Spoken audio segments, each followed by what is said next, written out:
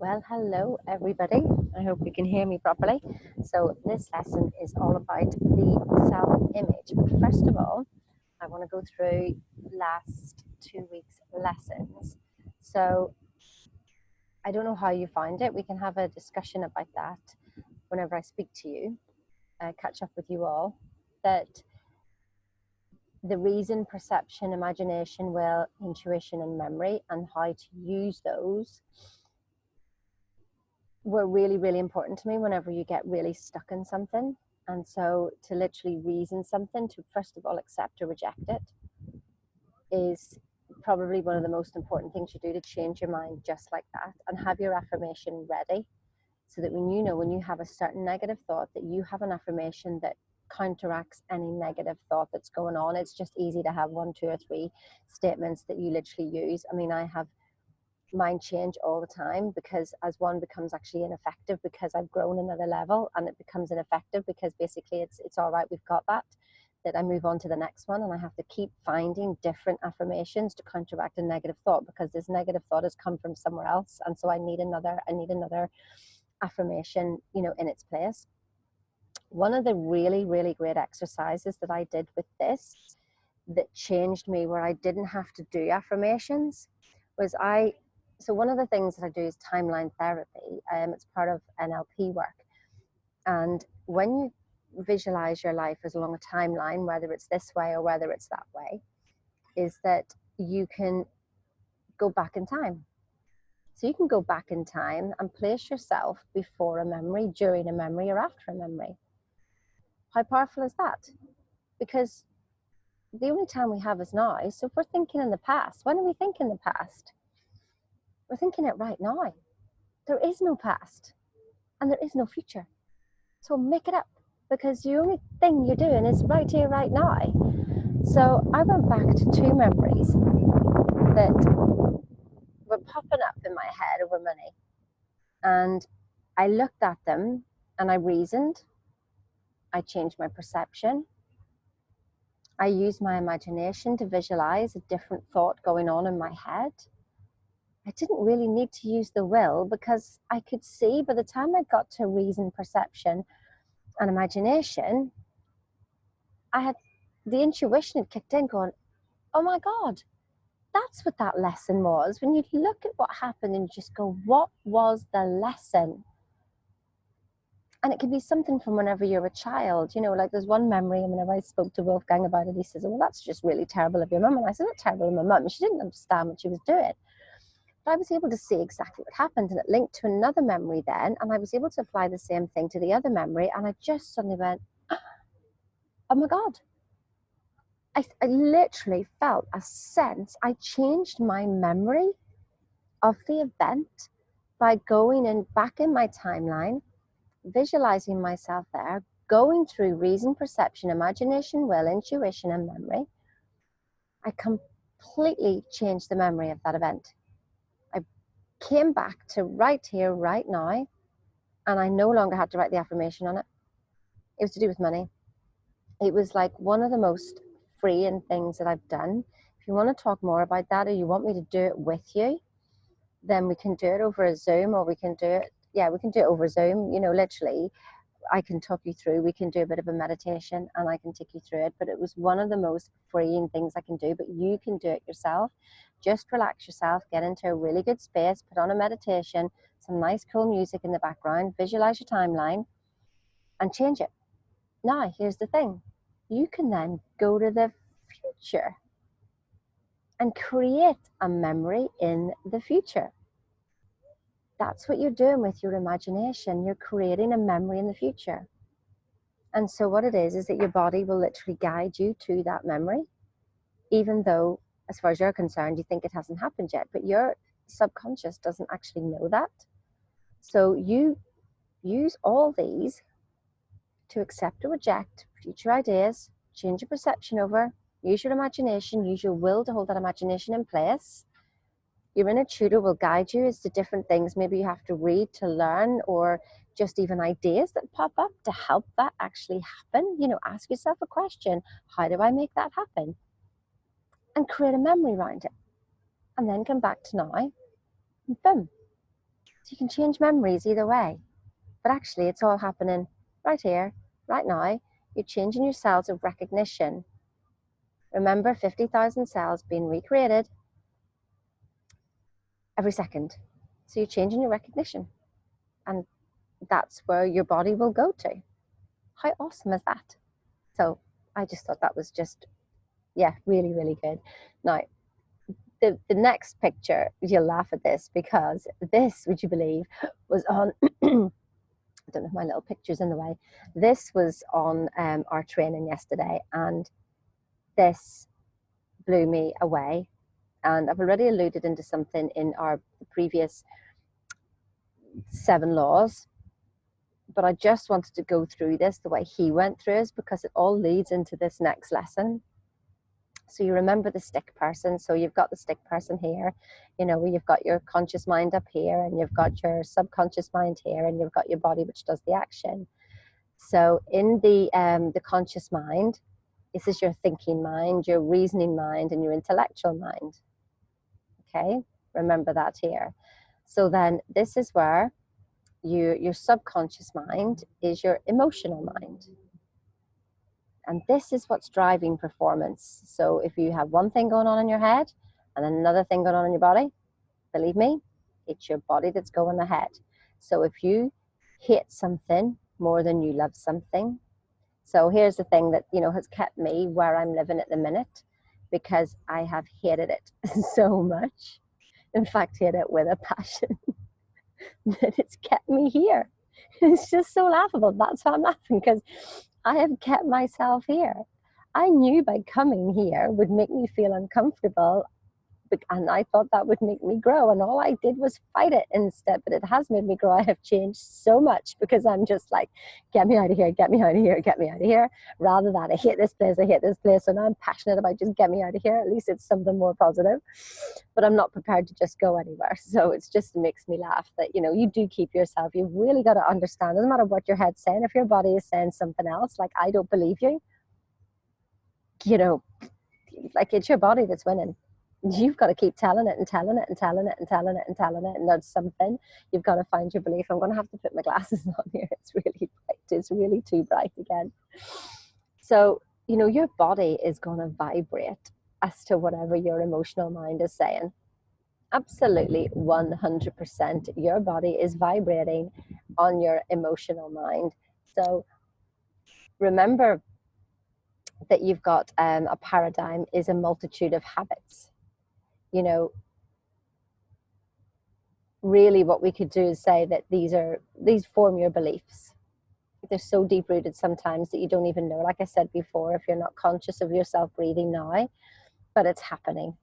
And then all of a sudden you become conscious of it and you're like, oh yes, I need to breathe deeper. Well, it's exactly the same with your thoughts. You've got to pay attention to them, okay? So the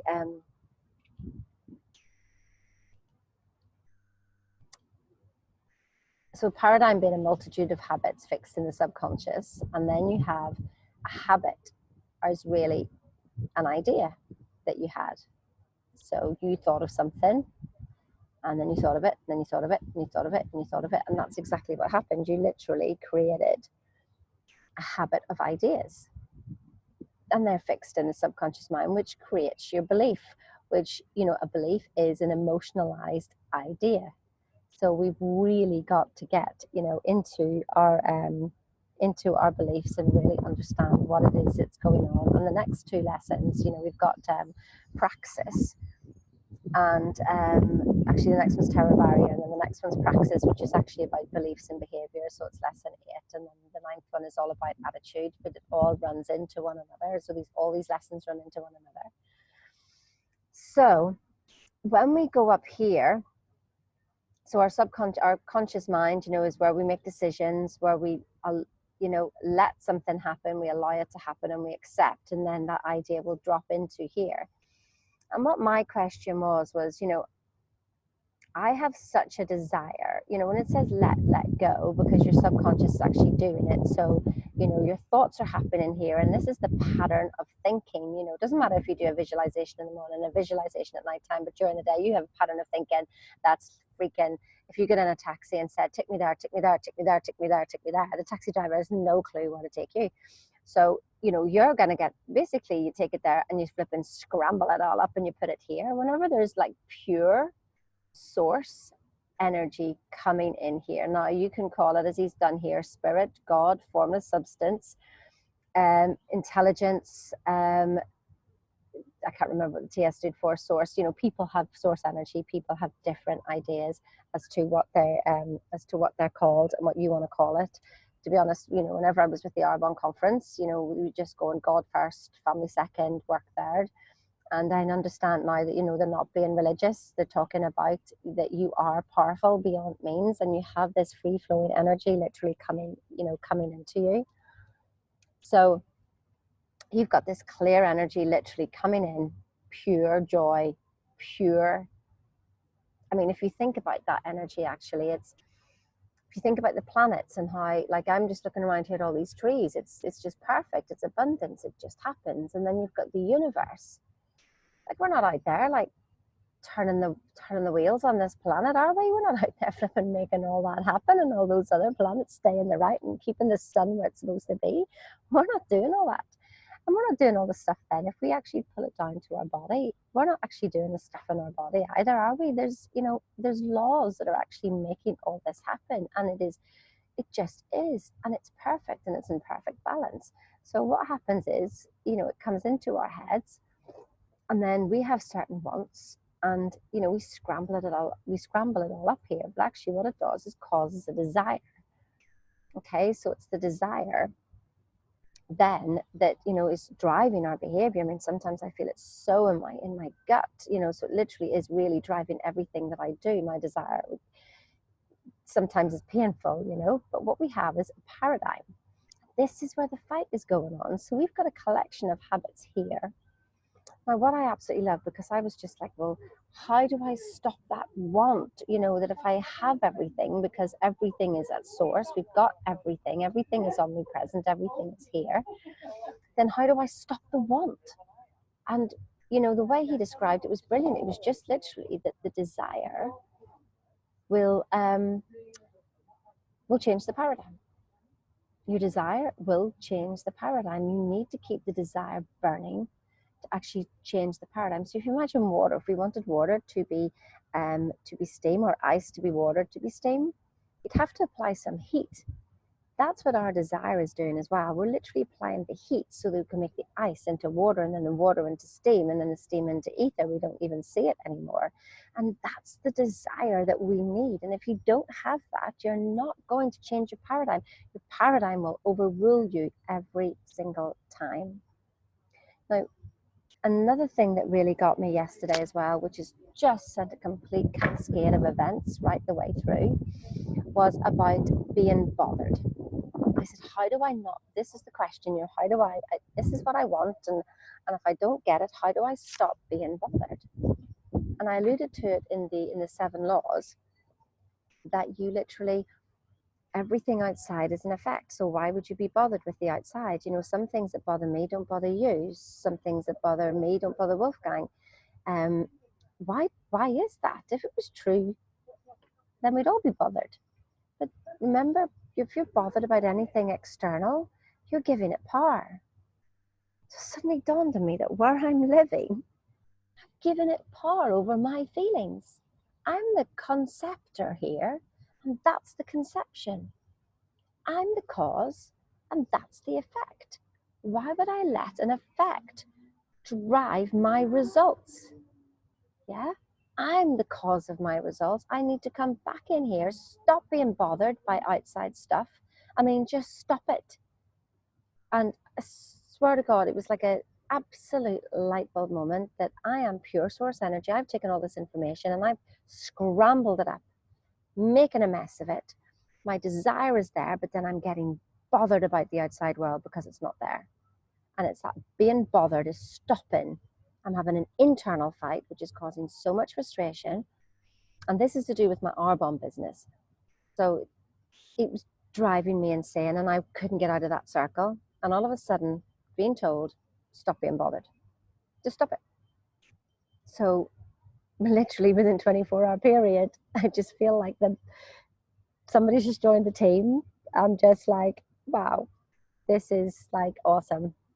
Absolutely awesome. It's, you know, somebody else has just been promoted, and that's in a 24-hour period. So I just let go of the outcome, because that's what I looked when I used this tool here to, so the stick person, I used it to decide, you know, well, all these different stuff that I'd manifested in my life, how did they turn out? And I literally drew this person in this format here. So if I do this, you know, I literally did, how did I think? How did I feel? What was my vibration? What was my action? You know, what had happened in the universe, and what was my results? I literally did that whole thing for everything I've manifested in my life. I thought, what was the common denominator? What was the common denominator? And do you know what it was? It was I didn't give a damn about the outcome. So when I wanted to become CEC number 1, which was clinical effectiveness consultant number 1 and 100 grand, I literally just shouted it out in the morning, every morning for 6 months, and then forgot about it. I just thought, what the hell? By the end of that year, I swear to God, I did no more sales. I did no more effort. I mean, I did a big thing at the beginning of the year, and it just cascaded. I just kept going and talking to people, and I just decided to enjoy myself. And I did not look at my sales figures once. And I'd been made redundant, and I was out partying, and they were all at conference, and I had the phone call to go, Sheena, you were number 1 last year. It was just like so easy. It was unbelievable. Then there's other things, like whenever I moved house, got married, and had Shannon, I just woke up one day and just decided, we're going to get married, we're going to have a little girl, and we're going to move house. And that was it. It all happened in a year. I just didn't have a doubt. I suppose everything just comes to a certain place where you made a decision and then it all happened, but I didn't sweat over it. You know, Shannon came earlier than I thought. The wedding happened because I just literally turned up at an estate or travel agents, and I just thought, oh, that's really good. There's one place left. Okay, yeah, we'll book it. Went to St. Lucia, and it was just like, oh, wow, this is good. Should I be worried? Should I be doing anything? I swear to God, I didn't have to do anything. And then the house was there as well. The house was a big stepping stone. There was no doubt. I don't know what it was, but I wasn't worried. I didn't spend all my time writing affirmations out about my goal. You know, so remember that your goal is your goal, and know that you're being drawn towards it. Your affirmations are to stop your pattern of thinking in the in-between time. Yeah. So visualize your goal, know it, see it, and know that it's happening. But actually, you've got to let go of it then, and know that you've planted the seed in your subconscious. It's gone into here. It's dropped into here. This isn't the mind. This is to bring order to your mind, and know that you've thought of something and you've dropped the seeds in, and to know that actually you're working towards there. What we do is use the affirmations is to stop us having, you know, feeling things that we don't want to feel, that are going to take us away from our goals. So every time you have a feeling, if you think, is this bringing me closer to my goal or taking me away from my goal? And what you need to do then is do your affirmations that are around those feelings. The other thing to do is to do some memory work and to do some timeline work, and literally take yourself back in time and change your perception of what happened and understand the lesson and take that forward. So I hope that clarifies all that, you know, because the next lesson is lesson 6, and it's a self-image. Bob does such a good job of it, you know, that there's only really a few things that I want to say about it until to let it actually happen, is that we have 2 images of ourselves. And one of the things actually Maxwell Maltz had said, I will just get the thing here, from Psycho-Cybernetics, self-image sets the boundaries of individual accomplishment. Now, whenever I'm working with people, I can see that, you know, where they are and where it is they want to be, and there's not a chance in heck that that person is actually going to get there. I can actually see it. And whenever I'm on the Zoom calls with people, I will say to them, they just go on, well, if you already knew how to do that, because they say, yeah, I know, yeah, I know, yeah, I know, well, you'd already be there. Because let me tell you, your self-image is not matching up to what you're telling me. You know, they want to be, you know, 50 grand a month earners, and they're like 50 grand a year at the minute. Their self-image is not matching it. not in any shape or form. But here's the thing, it's not about that we have to make ourselves a self-image. What we have to do is to realize that we have such a greatness inside us. So remember the previous diagram when I said that we've got like the source energy coming in here that is pure and perfect. Okay, so it's in there. You are perfect. You know, what if all your imperfect, oh, I love this from the Arbonne conference, when one of the leaders said, you know, what if all your imperfections were exactly the way you were supposed to be? That's exactly what makes you perfect. Wow. I think I was this close to bubbling into tears and absolutely, you know, crying my eyes out at that point, because I've spent so much time myself fighting over my imperfections. And that's one of the things that about not being bothered about the outside world, that I realized that me being bothered about the outside world had nothing to do with the outside world. It was me being bothered about me. I realized that even though I'm a strength consultant, I was looking for imperfections. I said that I wanted my mentor to pick on me and to find what was wrong with me so that I could clear it out. What a load of rubbish, absolute load of rubbish, that I realized at that moment when I said that. So I create a mindset in my head. You'll learn this on the last lesson, and certain conversations were happening, and I literally had the answers that I wanted when I had the conversation. Ask yourself a question, you'll always give yourself the answer. And I realized that even as a strength consultant, when I tell everybody to work on your strengths, that I was not doing that with me, and I do not do that with the outside world. And I realized that it wasn't the outside world. It was that, so if you look at something and you don't love it, it's not that you don't love the thing you're looking at, it's you don't love yourself. This one, you know, I'm maybe glad that this lesson isn't live, is that because this is something for you to really think about. If you look at something and you don't love it, you don't love yourself. It's a big, big thing about turning that in. Nothing, everything on the outside is an effect of how you know, and how you view it in your perception. You're the one feeling the frustration. You're the one feeling the annoyance. You're the one feeling if you hate something. Nothing to do with that. All to do with you. And it was just there on the outside world to show you as a mirror that actually you're not loving yourself. And this morning, that was my, even though I've actually gone through this before, this was at a deeper level. And I realized that I didn't love me. And I started to look at pictures and started to have an appreciation of me, that, well, you're perfect. You are perfect. There's nothing for me to find in you that doesn't work. What we have to do is clear away all the doubts, the insecurities, the viruses that create those paradigms. We need to clear them. We need to get the story right and realize that you are an infinite source of energy. You have pure power coming inside you, the stuff that creates planets. We are on the same level, because here's the thing, you're not your body. Now, people go, oh, is it spiritual being in a body, in a physical body? Yes, basically yes. And here's how to prove it. You know, can you feel yourself? Can you feel your body? Can you look at it and you're aware of your body, aren't you? So I'm like aware of my hand. I'm aware of it moving. Now, if I'm aware of it, it means that I'm not it, because I have to be something else to be seeing it. Okay? So be aware of being your body, that you're in your body. Now, here's an even deeper place to go. You're aware now of being aware, aren't you? What is that awareness? Okay, that is the pure source energy that is literally coming into our bodies. We're the ones scrambling it up in our heads and causing crap to come out. Imagine if we just allowed the pure joy and the pure energy and the pure love to come through, and allowed that to be expressed and let go, knowing that we're not doing anything. All we do is think the thought, we make decisions all the time, and that's what's changing everything. So you see, that's the thing about the self-image, is that we need to create a self-image, and we need to rise to that self-image. So what we do is literally write out the self-image script. It's called a life script. You write it out as if you are here right now, like in a year's time, exactly what who you are in your life. You know, you've visualized it in your timeline, you've done all that work, you know, used your perception, used your memory, you know, really visualize absolutely every single detail and then write it down.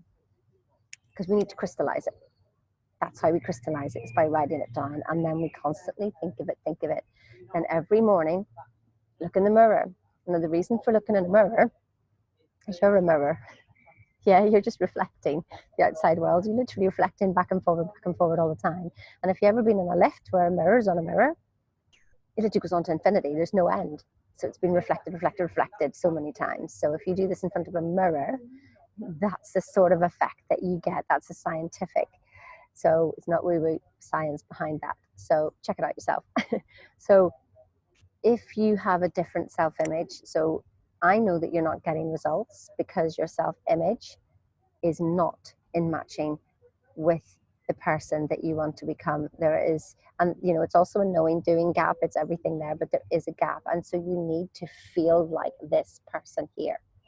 You need to, before you do anything, become this person. You need to not just do it whenever you're doing your actions, but when you go to the toilet, when you go for a cup of tea with somebody, when you go to bed, it doesn't matter what you're doing, you need to remind yourself, yeah, that you are this person. So one of the big things for me that I realized is that wasn't happening in calls. So because I was bothered about the outcome, and I'm, you know, this react and respond thing, you know, in the 10 seconds difference is that I was being a follower in a call. I was looking to see, well, where are they going? How can I direct them? Blah, blah, blah, blah, blah. Rather than from the outset, I'm a leader, not a follower. I'm a leader, and I need to lead people through so that they can see on the other side. I get stuck in reacting to what they're saying. I need to already know what's going to happen, get into the spirit of it, and realize that, you know, they are just spirit. We're two spirits talking to each other, not a person, not a whole person. You know, we did this with the path to agreement, that we're literally getting into into the vibration of this, and we want to pull them into our vibration and lead them on a journey. So, you know, what are you saying to yourself? You know, are you a leader? Because if you're not, maybe that's the thing that you say. Because I was writing affirmations, you know, I register every day, but that's really working on effects. It really matters who I am. What comes before registering somebody is that I'm a leader and people follow me. So yeah, I think basically that's it. It's just to remind you that you are consciousness itself, which is a picture of perfection. It's only you that see your things as imperfecting. You are actually perfect. And the life script is life-changing. To read it and read it and read it every day and then change it. Yeah, keep changing it if you want to, if you see something different, and just add it in. And I would say that's it for today's lesson. So I hope you enjoyed it. It's a deep one. So even though this lesson isn't so big, this is the work for you to do, to literally for the next 2 weeks, you're really thinking about your life script and you're reading it every day, and you get into the habit of reading it every single day. Do not underestimate the power of this. And this is one of the biggest things that can change absolutely everything. Okay, so that's it. Have a wonderful day, and I will see you again. Okie dokie. Bye.